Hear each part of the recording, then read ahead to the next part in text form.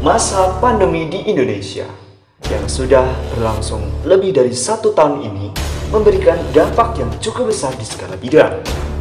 Salah satunya dalam bidang pendidikan. Banyak sekali perubahan yang cukup besar terjadi, dan hal ini menjadi tantangan baik dari para guru maupun murid. Proses pembelajaran selama pandemi dilakukan secara daring atau online.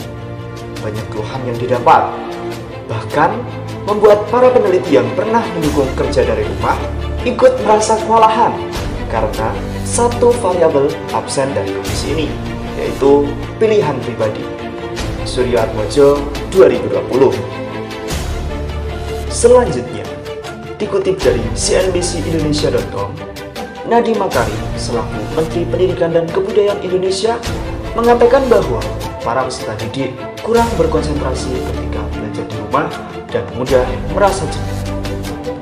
Hal ini dapat berpotensi menimbulkan gangguan kesehatan jiwa. Guru juga merasa kesulitan dalam mengelola pembelajaran jarak jauh, serta orang tua mengalami kesulitan dalam mendampingi anak mereka karena faktor pekerjaan kantor atau rumah yang juga tidak bisa ditinggalkan.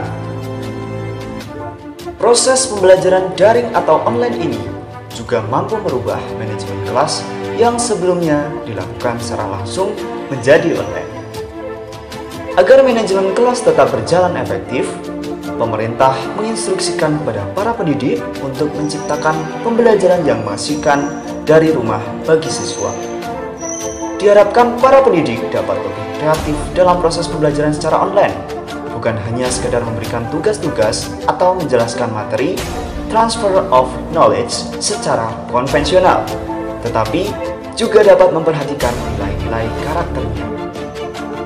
Pendidik dituntut dapat mempersiapkan metode ataupun kegiatan pembelajaran yang menyenangkan dan menantang agar siswa antusias dalam mengikuti pembelajaran daring. Saifullah AM dan Darwis M 2020.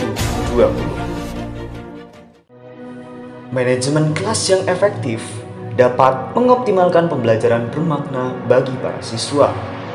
Para ahli mengatakan bahwa terjadi perubahan pemikiran mengenai cara terbaik dalam mengelola ruang kelas.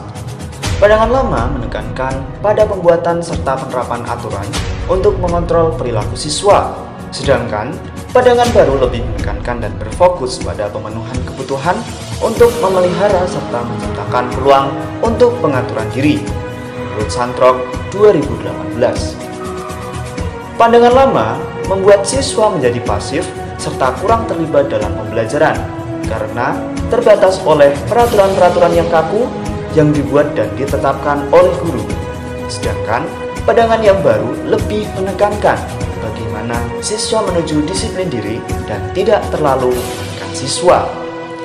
Jika biasanya di dalam kelas, guru bertindak sebagai pemimpin, dalam tren pendidikan sekarang yang berpusat pada siswa, guru hanya berperan sebagai fasilitator serta koordinator.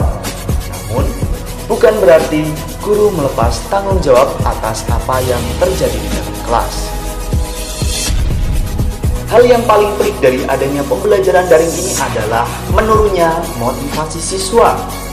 Hal ini dijawab oleh Telepon 2020 yang menjelaskan bagaimana cara memotivasi siswa serta meningkatkan pembelajaran yang efektif selama pembelajaran daring. Metode pembelajaran ini yaitu menggunakan metode edutainment yang menekankan prinsip-prinsip pembelajaran berkualitas namun tetap menyenangkan. Dalam metode pembelajaran ini terdapat diskusi, simulasi, game, dan lainnya yang dapat membuat suasana lebih menyenangkan dan membuat siswa turut aktif dalam kegiatan pembelajaran. Keberhasilan dalam menggunakan model pembelajaran edutainment ditentukan oleh kemampuan guru dalam merancang pelaksanaan pembelajaran yang disesuaikan dengan pembelajaran secara daring. Nah, untuk langkah-langkah pembelajaran edutainment dapat diurunkan sebagai berikut. Untuk yang pertama, membuat materi pengajaran dalam bentuk PowerPoint presentasi yang menarik dan informatif yang kemudian diubah ke dalam bentuk PDF sehingga mudah bagi peserta didik untuk mengakses dan menyimpan dalam telepon seluler atau komputer mereka. Kemudian yang kedua, guru membuat atau menggunakan video simulasi atau tutorial untuk menjelaskan materi yang telah disampaikan dengan singkat dan padat. Kemudian yang ketiga, rencana manajemen kelas disusun menggunakan aplikasi Google Classroom, Edmodo, Schoology, MS Teams, atau yang lain sehingga memudahkan pendidik dalam melaksanakan pembelajaran. Kemudian yang keempat, materi pembelajaran yang telah disusun dalam satu semester dapat disusun menjadi e-book yang lebih interaktif dalam bentuk PDF sehingga dapat menjadi panduan bagi peserta didik untuk belajar secara mandiri. Yang kelima, guru dapat memaksimalkan penggunaan media sosial untuk berinteraksi dan melaksanakan pembelajaran, seperti menggunakan WhatsApp, Line, Telegram, dan lainnya untuk menyampaikan informasi dan berinteraksi.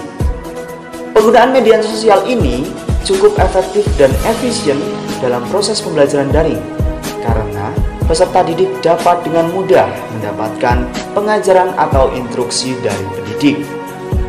Kemudian yang keenam, guru membagi kelas menjadi beberapa kelompok kecil agar lebih mudah untuk mendampingi, melakukan pembelajaran, serta memantau perkembangan siswa.